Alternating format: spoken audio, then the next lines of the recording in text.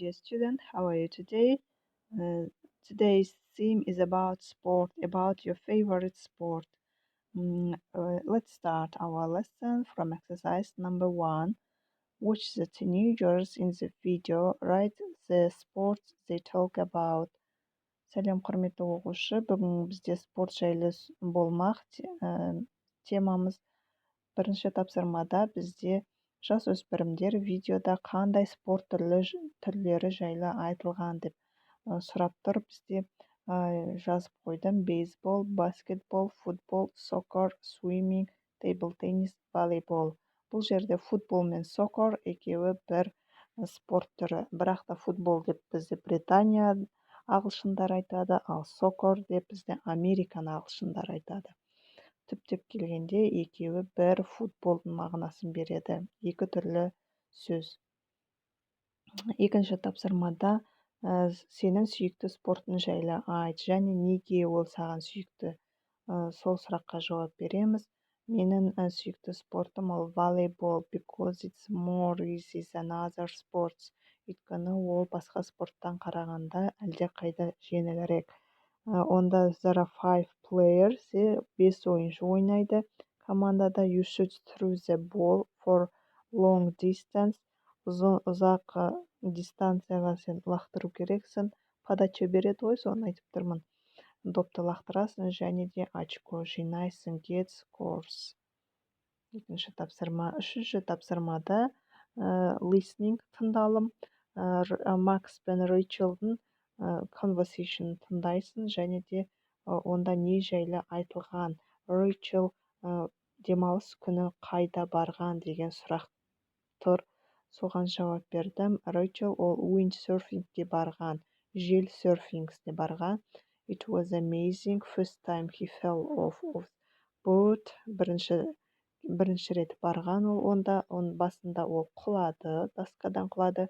Одан кейін бірнеше рет тұрып қайталай бергеннен кейін ол уже тұра алатын болды. Сол жайлы жаздым. Several trying, he can stood on the board. Уже досканың үстінде тұра алатын болды. Төртінші тапсырма. Бұл төртінші тапсырма тура осы және Макс пен Рейчелдің conversation ғой. Сол екеуінің сөздері бұл, айтылған сөздері. Listeningті тыңдап қарасаңдар. Енді осы орнына қоямыз. Cool деген ол классный деген сөз. How was it? Ол қалай болды? Really? Шынымен ба деген сөз. What happened? Не болды? Деген осы төрт сөзді дұрыс орынға қойып шығамыз. Ең бірінші мен жерде how was it? Қалай болды? What happened? Одан кейін не болды? Really? Шынымен ба? Cool өте тамаша. Классный деген сөз. Осыларды осылай қойып шықтым. Бесінші тапсырмада бұл жерде бізге сұралып тұр. Қайтадан тыңдап, тексер деп тұр. Бұның жазатын еш нәрсесі жоқ. Алтыншы тапсырмада осыны оқып, жаттық деп тұр. Алтыншы тапсырманы жасаған жоқпын. Жетінші тапсырмада тура осындай conversationге осы үш түрлі спортты біреуін таңдап ал да, өзің осындай conversation жаз деп тұр. Мен боулингті таңдап алдым, Ансар немесе Берік деп қойдым. Өздерін аттарыңды қоясыңдар бұл жерге және досының атын қоясың. Одан кейін боулинг жайлы жаздым. Тура осы жәнегі Рейчел мен Макстың диалогының орнына тек қана боулинг және де оның проблемасы добымды түсіріп алдым деген сөзді ғана қойдым. Бір-екі жерде өзгеріс бар. Fantastic деген сөз бар және well деген ғана бір-екі жерде ғана өзгерттім.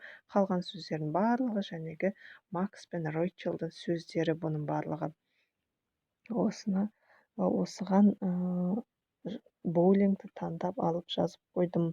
Соңғы жерде get it right деп тұр. Мына жерде дұрыстап біліп ал деп тұр. American English soccer, футбол, американдықтардың ағылшындары soccer деп айтады футболды. British English, Британияның ағылшындары футбол деп айтады. Сол былайда футбол деп айтса да, олар түсіне береді. Ешқандай айырмашылық жоқ. Осымен сабақ аяқталды. Қош сау болыңдар. Және де құрметті 5-ші сынып оқушылары, неше бал алып жүрсіңдер, маған кері байланыс жасап қойсаңдар. басында жақсы балл алып жүрсіңдер ме, сендер айтпағандықтан менде де белгісіз болады. Бұның жасап жатқанымның пайдасы бар ма жоқ па сендерге деген сұрақ өзіме туындайды. Сол себепті комментарийға жазып отырсаңдар, күнделікті неше алдыңдар, қай жерден қате кетті, мүмкін менде де қате кетіп жатқан шығар. Бірақ та мен бар күш-жігермен тырысамын қате кетірмеуге. Сол жайлы мен білгім келеді. Қош сау болыңдар. Басқа балалармен бөлісіп қойыңдар.